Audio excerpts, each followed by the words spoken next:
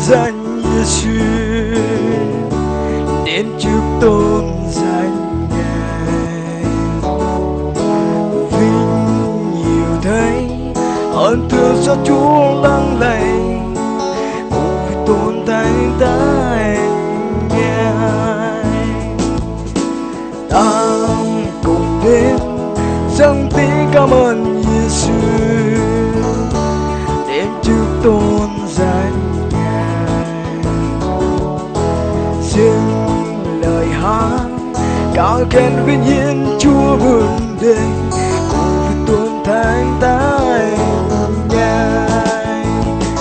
Vì Chúa tuổi cấp cao từng trời cao, không rất hát tôn vinh. Chúa quốc cơ ngàn thần minh, đám chiếc tôn thầy cha. Hallelujah,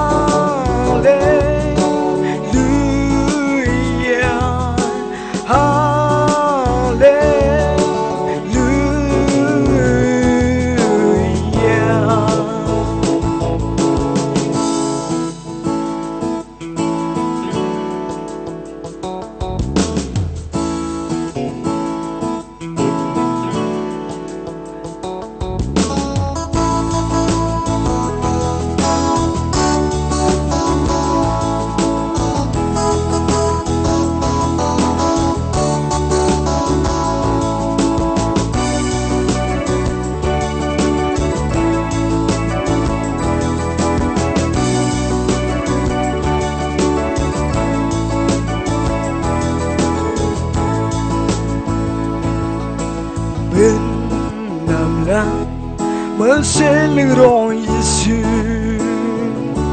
nằm ngang cơ duyên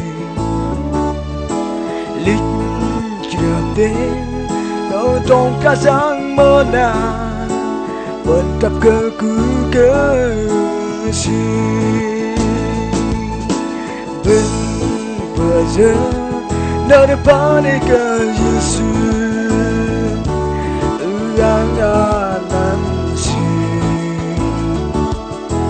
bên hari ang kazang linglang vẫn cặp cơ cứ cơ xin gặp cả trong tin lô đi đằng lên thế hari ang xin sống cơ đi đằng linh đang đó ba cơ ang